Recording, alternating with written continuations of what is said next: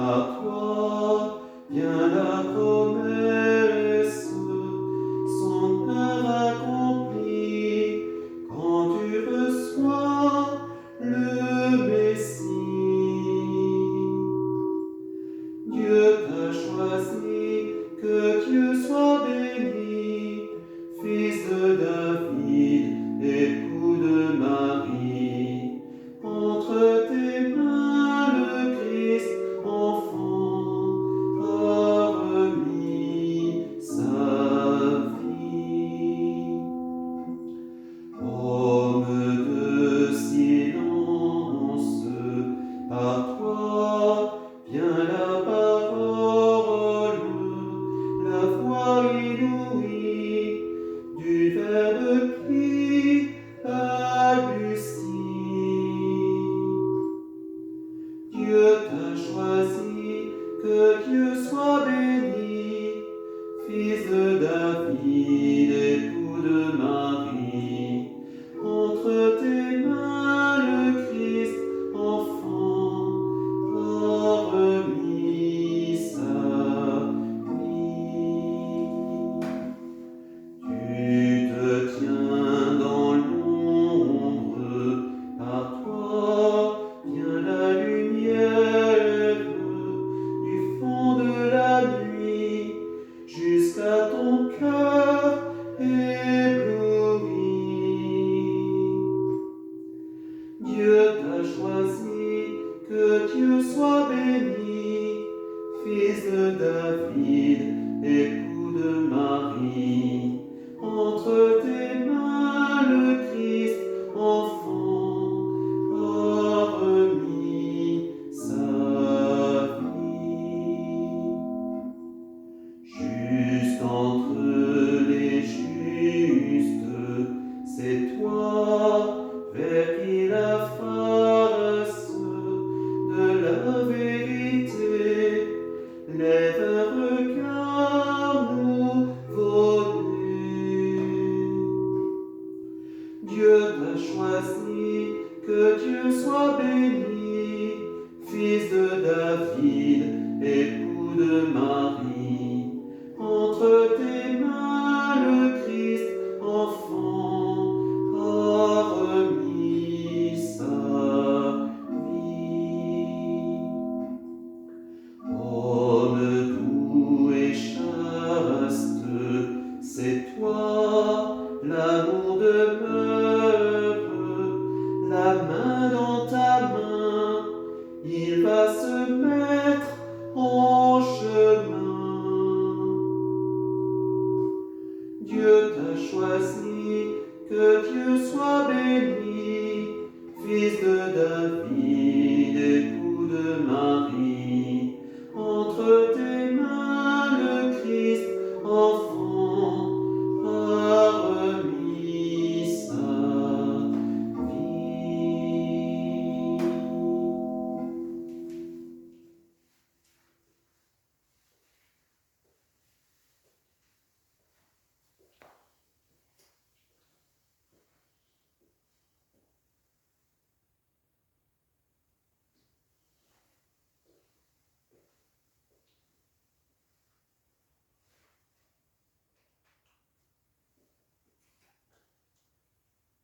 Chers amis, nous nous retrouvons pour le 5e jour de notre neuvaine de prière à Saint Joseph.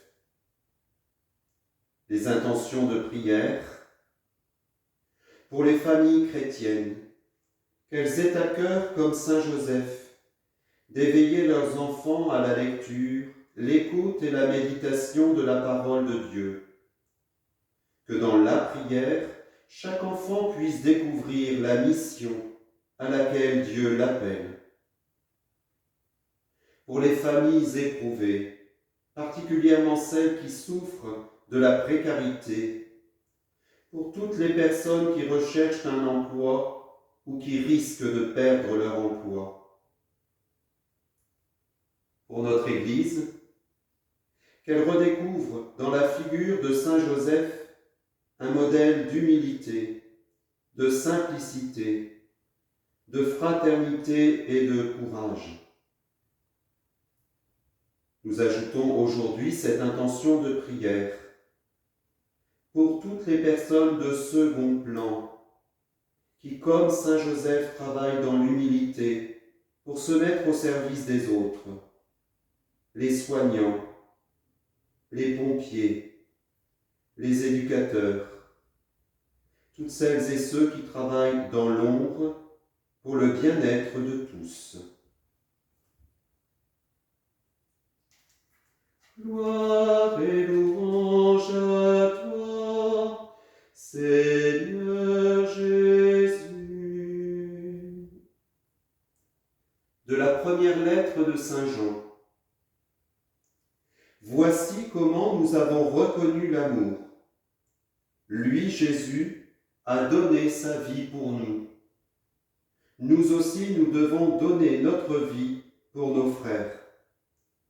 Celui qui a de quoi vivre en ce monde, s'il voit son frère dans le besoin, sans faire preuve de compassion, comment l'amour de Dieu pourrait-il demeurer en lui? Petits enfants, n'aimons pas en parole ni par des discours, mais par des actes et en vérité. Voilà comment nous reconnaîtrons que nous appartenons à la vérité. Et devant Dieu, nous apaiserons notre cœur, car si notre cœur nous accuse, Dieu est plus grand que notre cœur et il connaît toutes choses. Bien-aimés, si notre cœur ne nous accuse pas, nous avons de l'assurance devant Dieu. Quoi que nous demandions à Dieu, nous le recevons de lui, parce que nous gardons ses commandements et que nous faisons ce qui est agréable à ses yeux. Or, voici son commandement. Mettre notre foi dans le nom de son Fils Jésus-Christ et nous aimer les uns les autres comme il nous l'a commandé. Celui qui garde ses commandements demeure en Dieu et Dieu en lui. Et voilà comment nous reconnaissons qu'il demeure en nous, puisqu'il nous a donné part à son esprit.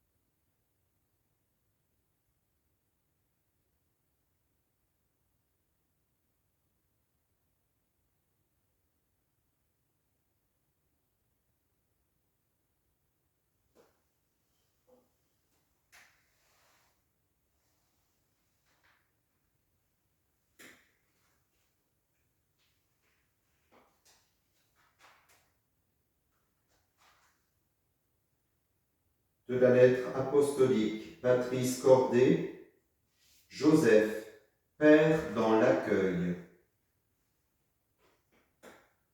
Joseph accueille Marie sans fixer de conditions préalables. Il se fie aux paroles de l'ange. La noblesse de son cœur lui fait subordonner à la charité ce qu'il a appris de la loi. Et aujourd'hui, en ce monde où la violence psychologique, verbale et physique envers la femme est patente, Joseph se présente comme une figure d'homme respectueux, délicat qui, sans même avoir l'information complète, opte pour la renommée, la dignité et la vie de Marie. Et dans son doute sur la meilleure façon de procéder, Dieu l'aide à choisir en éclairant son jugement. Bien des fois, des événements dont nous ne comprenons pas la signification surviennent dans notre vie. Notre première réaction est très souvent celle de la déception et de la révolte. Joseph laisse de côté ses raisonnements pour faire place à ce qui arrive, et aussi mystérieux que cela puisse paraître à ses yeux, il l'accueille, en assume la responsabilité et se réconcilie avec sa propre histoire. Si nous ne nous réconcilions pas avec notre histoire, nous ne réussirons pas à faire le pas suivant parce que nous resterons toujours otages de nos attentes et des déceptions qui en découlent. La vie spirituelle que Joseph nous montre n'est pas un chemin qui explique, mais un chemin qui accueille. C'est seulement à partir de cet accueil, de cette réconciliation, qu'on peut aussi entrevoir une histoire plus grande, un sens plus profond. Semblent résonner les ardentes paroles de Job, qui, à l'invitation de sa femme à se révolter pour tout le mal qui lui arrive, répond : si nous accueillons le bonheur comme venant de Dieu, comment ne pas accueillir de même le malheur ? Joseph n'est pas un homme passivement résigné, il est fortement et courageusement engagé. L'accueil est un moyen par lequel le don de force qui nous vient du Saint-Esprit se manifeste dans notre vie. Seul le Seigneur peut nous donner la force d'accueillir la vie telle qu'elle est, de faire aussi place à cette partie contradictoire, inattendue, décevante de l'existence. La venue de Jésus parmi nous est un don du Père pour que chacun se réconcilie avec la chair de sa propre histoire, même quand il ne la comprend pas complètement. Ce que Dieu a dit à notre saint, Joseph, fils de David, ne crains pas. Dieu semble le répéter aussi à nous, n'ayez pas peur.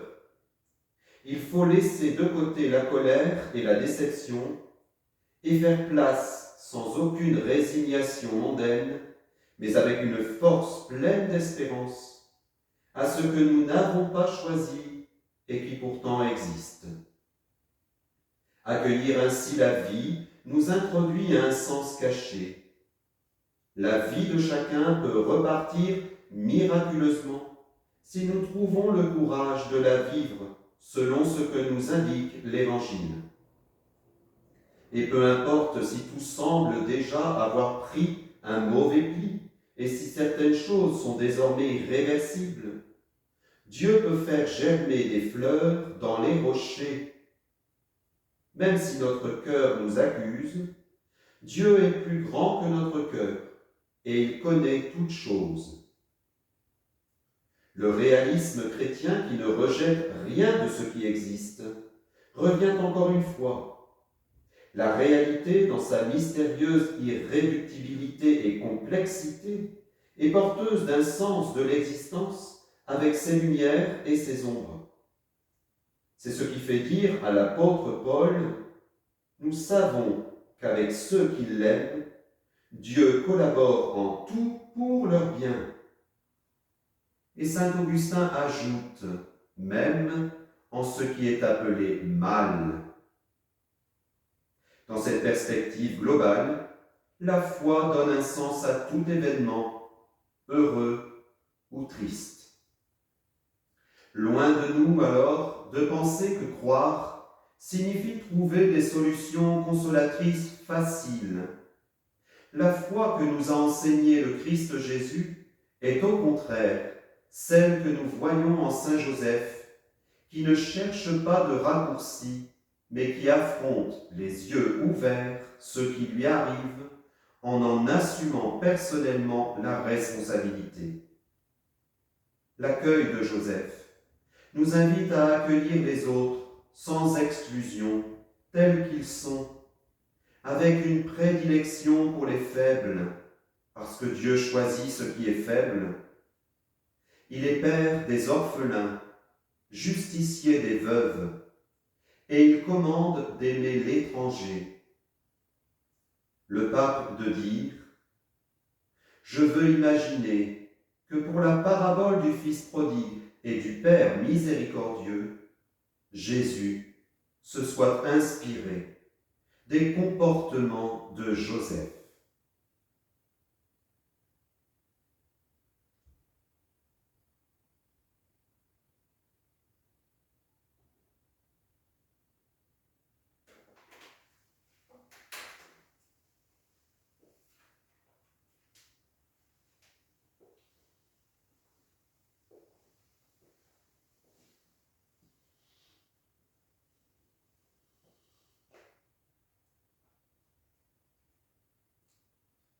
En union de prière les uns avec les autres, en union de prière avec notre pape François, en confiant à Saint Joseph toutes les intentions qui se trouvent dans cette corbeille à ses pieds, mais aussi dans nos cœurs. Nous prenons cette prière confiée par notre pape pour l'année Saint-Joseph. Ensemble. Salut, gardien du Rédempteur, époux de la Vierge Marie. À toi, Dieu a confié son Fils. En toi, Marie a remis sa confiance. Avec toi, le Christ est devenu homme. Ô bienheureux Joseph, montre-toi aussi un Père pour nous et conduis-nous sur le chemin de la vie. Obtiens-nous grâce, miséricorde et courage, et défends-nous de tout mal. Amen. Notre Père, qui es aux cieux, que ton nom soit sanctifié, que ton règne vienne, que ta volonté soit faite sur la terre comme au ciel. Donne-nous aujourd'hui notre pain de ce jour. Pardonne-nous nos offenses, comme nous pardonnons aussi à ceux qui nous ont offensés. Et ne nous laisse pas entrer en tentation, mais délivre-nous du mal. Amen. Prions. Dieu Tout-Puissant, à l'aube des temps nouveaux, tu as confié à Saint Joseph la garde des mystères du salut. Accorde maintenant à ton Église, toujours soutenue par sa prière, de veiller à leur achèvement. Par Jésus ton Fils notre Seigneur, toujours vivant pour les siècles des siècles. Amen. Bénissons le Seigneur, nous rendons grâce à Dieu. Je vous salue, Saint Joseph, vous que la grâce divine a comblé. Le Sauveur a reposé dans vos bras et grandi sous vos yeux. Vous êtes béni entre tous les hommes, et Jésus, l'enfant divin de votre virginale épouse, est béni. Saint Joseph, donné pour Père au Fils de Dieu, priez pour nous, dans nos soucis de famille, de santé, de travail, jusqu'à nos derniers jours. Et daignez nous secourir à l'heure de notre mort.